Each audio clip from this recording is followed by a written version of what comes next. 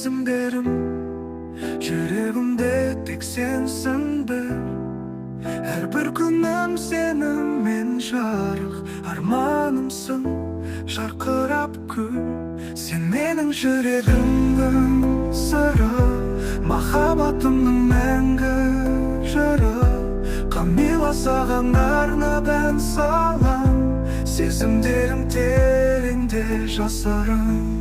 Көздеріңде мұң бар ма әлде, жаным сен тек шаттықта жүр. Әрбір сәтің жанымда жарқын, махаббатым мәңгілік.